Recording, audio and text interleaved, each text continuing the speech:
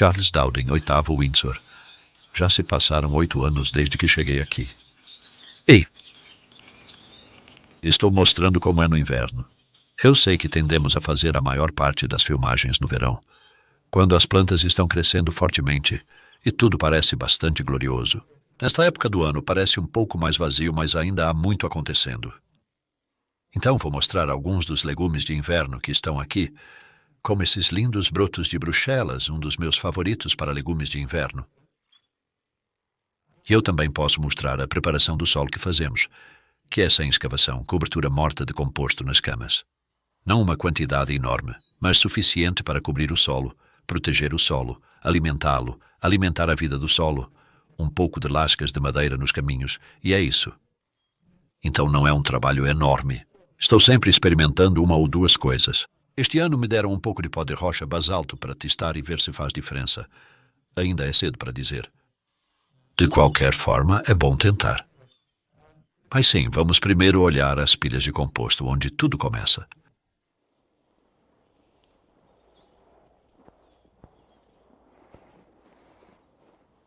Os compartimentos de composto aqui funcionam em uma linha sequencial. O composto mais antigo está no final. E o mais novo, a pilha atual, está nesta final agora. E esse é o 6º do ano, começando em fevereiro. Agora é dezembro. Então é essa pilha que eu quero mostrar para você, porque é interessante não apenas pelos belos fungos em cima, algumas sementes de tomate germinando, e a temperatura é bastante impressionante. Está pouco abaixo de 50 graus centígrados. Isso é cerca de 115 graus Fahrenheit. Ainda está bastante quente lá. E não é tão velho, tem 2 meses. As datas estão lá em cima. Então os primeiros ingredientes começaram a vida lá.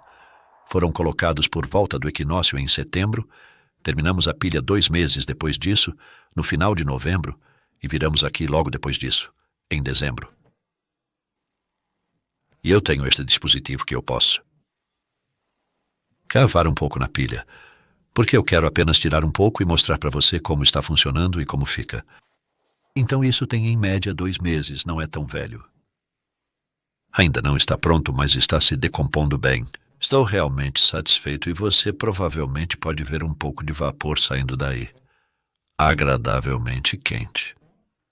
Na verdade, tem uma minhoca agradável ali. Eu percebo que as minhocas realmente não aparecem até que a temperatura esfrie um pouco, mas obviamente está chegando nesse estágio agora de ficar interessante para as minhocas. Você vê que está bastante úmido. E você sabe, nós certamente não regamos isso no nosso clima. E é por isso que eu tenho o telhado aqui, para manter a chuva excessiva longe. Com o passar do tempo, enfrentei dificuldades com o excesso de umidade no composto, do que ficando muito seco.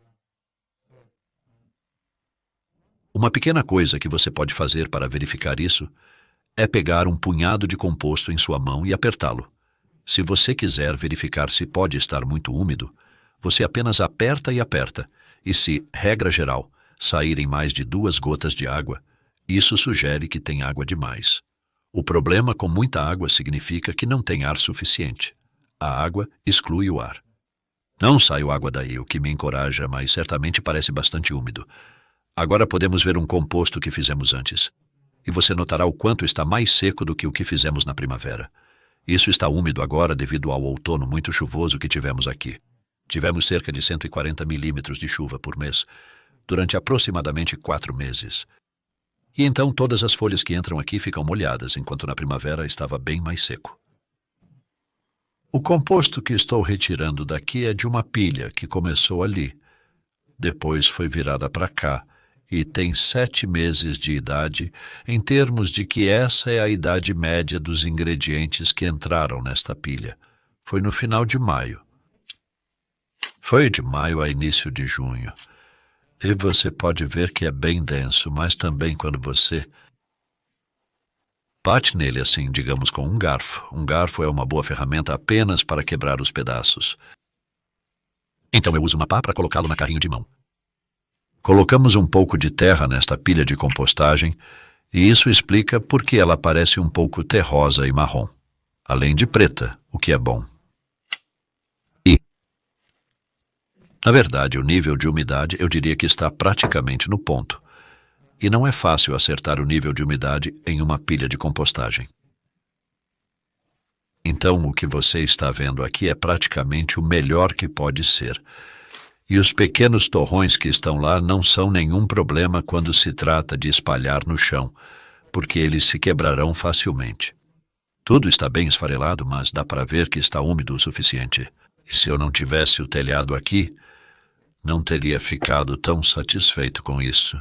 Eu não acho que seria quase tão bom. A ferramenta que estou usando aqui é uma pá de plástico que eu encontrei na loja de materiais de construção local. E estava cético no início, mas resolvi dar uma chance. Gosto porque são duas coisas. É muito leve. Então dá menos trabalho, mas também porque é muito direto. Não é como uma borda de metal ali. É mais fácil encontrar a fronteira no fundo do monte entre o composto e o solo. Isso aqui é apenas solo.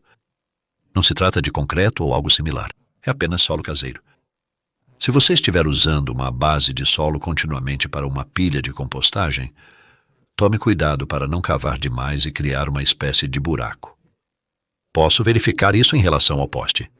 O solo do lado de fora fica mais ou menos nivelado e agora vou pegar meu garfo mais longo e mostrar como usamos isso, preparando o jardim para o próximo ano.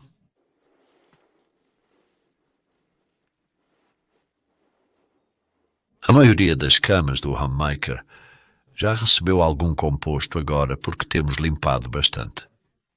Por exemplo, à minha direita havia aiporrábano e isso acabou. De qualquer forma, então, depois disso, espalhamos o composto. Aqui eu ainda não consegui espalhar composto porque os alhos porós estão plantados bem próximos e eles estão bem, embora sejam colhidos durante o inverno. Depois limparemos os restos e espalharemos, e compostaremos em abril.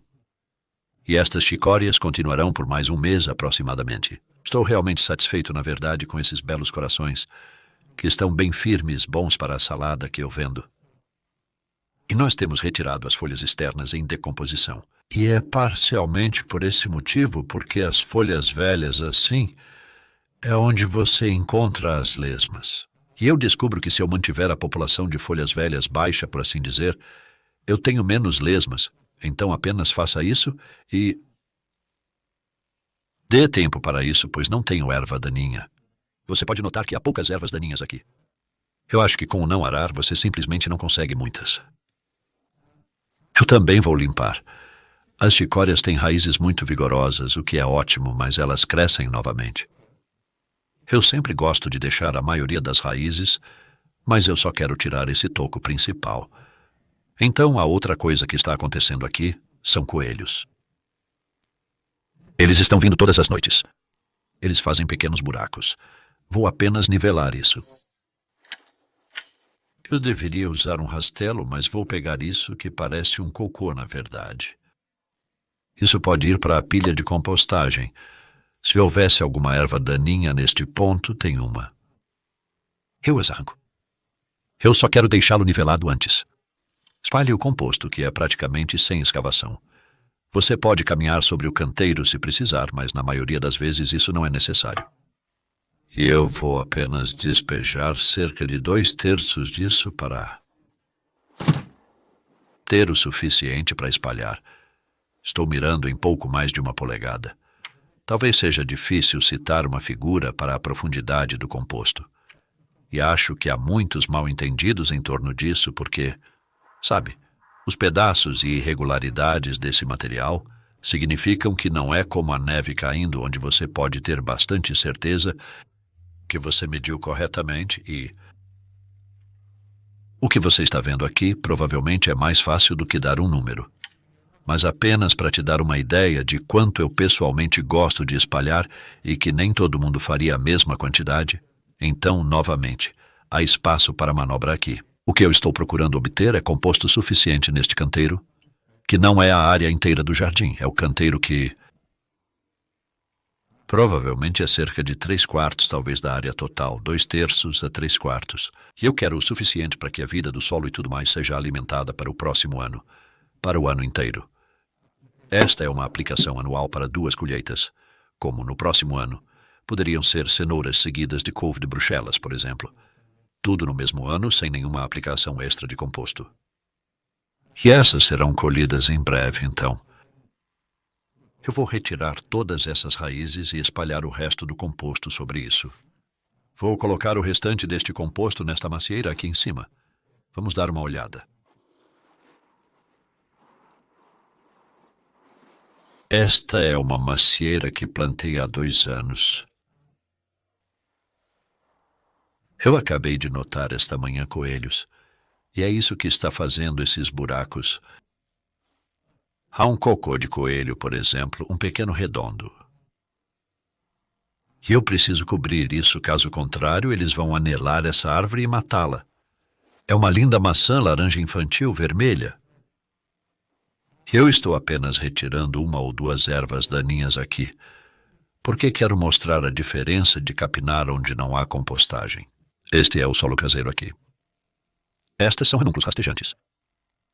Realmente tenaz nesse solo que é pegajoso. E a diferença quando você está arrancando ervas daninhas, como aqui do composto, é que elas saem muito mais facilmente. E essa é uma das belezas do não arar e ter o composto por cima. A razão de haver muita terra aqui, caso você esteja se perguntando, era para construir aquela cabana ali. Havia uma escavadeira, ironicamente, para remover a terra abaixo dela, pois senão sentia que estava desperdiçando. E então estou usando isso um pouco em compostagem e pilhas, e onde quer que isso tenha sido uma afirmação aqui no ano passado. Remover isso e então eu só vou nivelar um pouco e espalhar composto, porque árvores bordam tudo o que eu quero, apenas manter o solo funcionando bem. Não estou usando fertilizantes, apenas nutrindo a vida do solo. Há um pouco mais aqui do que eu preciso, que seria bom colocar pelo menos. Fazendo isso e depois colocando essa proteção de árvore, vai ajudar essa árvore a florescer. Ela ainda não deu frutos, exceto por 3 maçãs no outono passado. E acho que este ano ela pode se desenvolver um pouco mais. Está em um porta-enxerto M9, então não vai ser enorme. Eu só preciso podá-la um pouco. Agora gostaria de lhe mostrar algo um pouco diferente. Estou hesitando um pouco porque é algo sobre o qual normalmente não falo muito.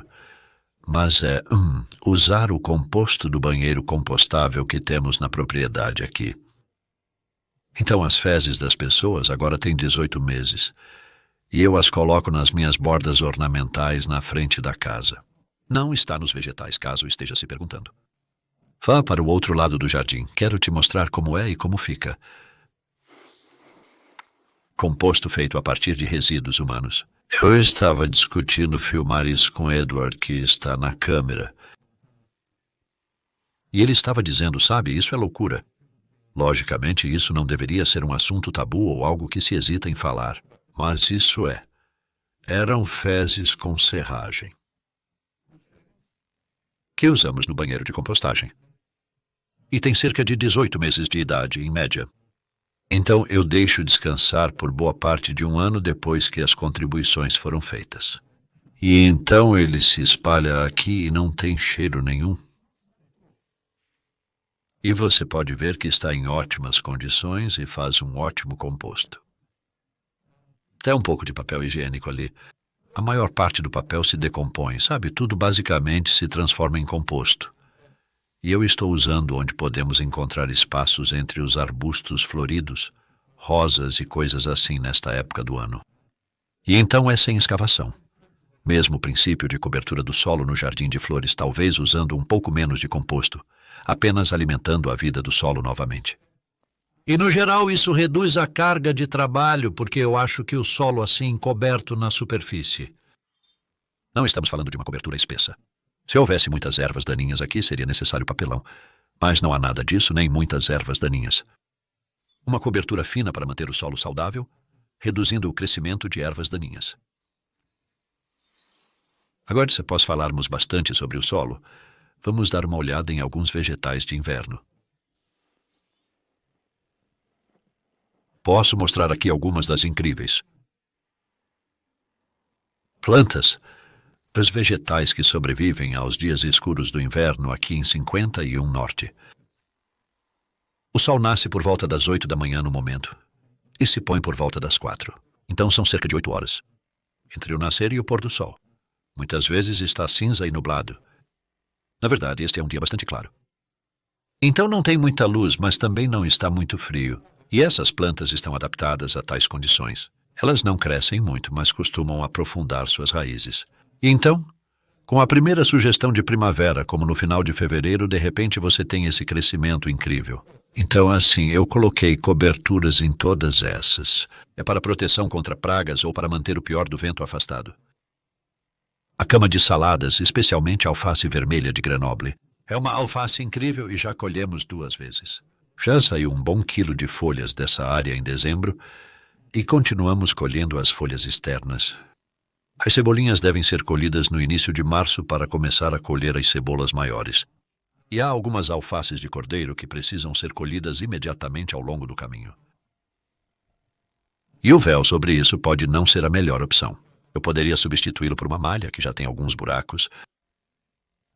De um gato, eu acho, que estava por aqui. Você pode ver esse dano ali. É um pouco frágil demais para uso no inverno.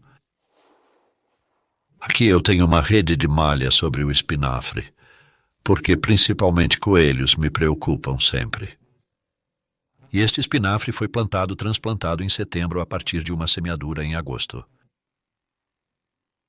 E nós o colhemos bastante para folhas de salada no Natal, e continuaremos colhendo para salada durante o inverno. É valioso para isso. E isso continuará a produzir até meados ou fim de maio. Estas são as favas plantadas após a última colheita de repolho.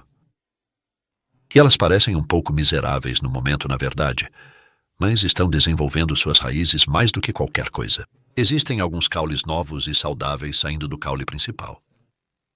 Isso sempre é um bom sinal. Novamente, mais que tudo, isso é uma cobertura contra pragas. É um tipo de malha chamada thermocrop. Isso é meio que um pouco mais quente do que a cobertura de malha, mas mais forte do que o fleece. Então vamos ver como isso vai. Isso provavelmente vai ficar. Manterei por mais alguns meses e tirarei em março, eu acho. Vamos ver como está o tempo. E se tudo correr bem, essas favas, conhecidas como fava beans nos Estados Unidos, serão colhidas em algum momento no início de junho. Normalmente aqui de qualquer forma. E então nós as retiramos e plantamos repolho. Essas são as 2 colheitas anuais. Este espinafre aqui vai para abóbora de inverno e aqueles vão para feijões trepadores. E vou mostrar a vocês a seguir um canteiro perto da estufa com alguns repolhos adoráveis.